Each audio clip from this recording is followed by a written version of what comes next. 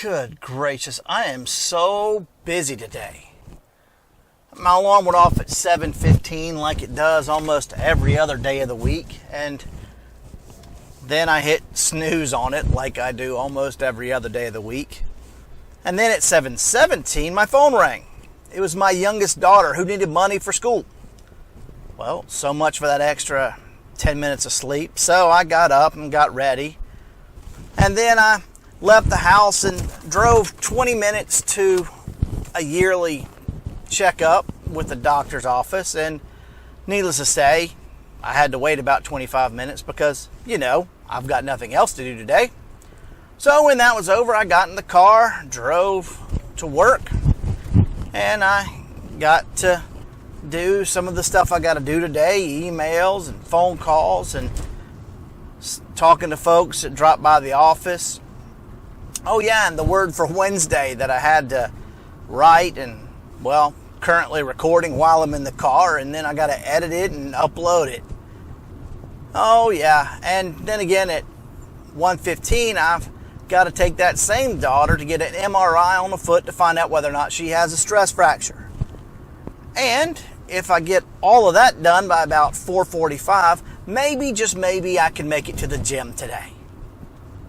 Honestly, I don't know how I'm going to fit it all in. There is just so much to do, and I am so busy. Does this sound like anyone else? Well, it sounds like everybody else, doesn't it? I mean, I'm not the only one. I bet you know exactly what I'm talking about, don't you? It's just one more day in the insanely busy lives that we lead. From the time we wake up in the morning and the feet hit the ground, it's go, go, go. We got to do all of this stuff. We got to get ourselves ready, get the kids ready, take care of the pets, fight traffic, drop the kids off, get to work, check in with everybody on your way to desk, check your email, return phone calls, take care of the mound of paperwork waiting for you, and then talk to the guy that just drops by to say hi, work on the project for the week, and take care of everything else that you got to take care of before lunch.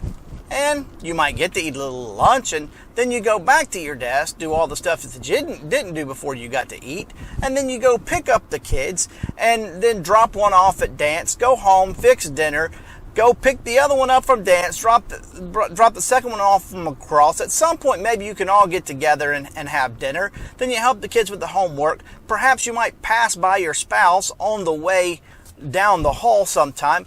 And when it's all said and done, you get to spend a few minutes watching some TV just before your head hits the pillow, and you start it all again the day tomorrow.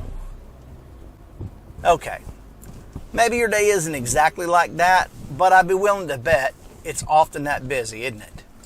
We're busy people who live in a busy world.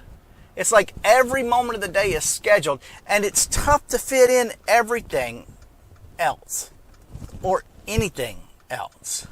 And yet I, or someone who does what I do, after all of that, stands up on Sunday mornings in front of you at church and tells you of a bunch of other stuff that you need to add to your already filled calendar.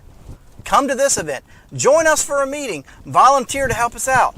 Oh yeah, and don't forget to spend some time with the Lord with reading your Bible and praying. And you, being the good Christian that you are, just sit there taking it all in, nodding your head, and saying, I want to do all that, and I know I should, but when? I'm way too busy. Look, I get it. I know how it is. I may be a pastor, but believe it or not, I have a hard time finding enough time in my schedule too. Yet while the pace of the world we live in might be a little faster than it used to be, folks have always had a difficult time making room in their busyness for Jesus. Luke's gospel tells us about when the Lord dropped by to see his friends Mary and Martha. The whole time during the visit, Martha is working her fingers to the bone, busily trying to make sure everything's perfect for Jesus. And all the while, her sister Martha is just sitting back listening to his incredible words. For long, Martha got a little fed up with this and brought it to her guest's attention. "Hey, Jesus, tell her to get up off her lazy rump and help out." To which he surprisingly replied, "Martha, Martha, you are worried and distracted by many things. There is need of only one thing. Mary has chosen the better part, which will not be taken away from her." Tell me, friend, do you think we're missing out on the one thing, the most important thing? Are we allowing our emails and appointments and meetings and daily chores to take the better part away from us? Take a look at your schedule. What does it say about your faith? What does it tell you about your relationship with Christ? Are you worried and distracted by many things, or are you making time for the one thing? I know. We've got so much to do. We're so busy. Our calendars are so full. But are they faithful?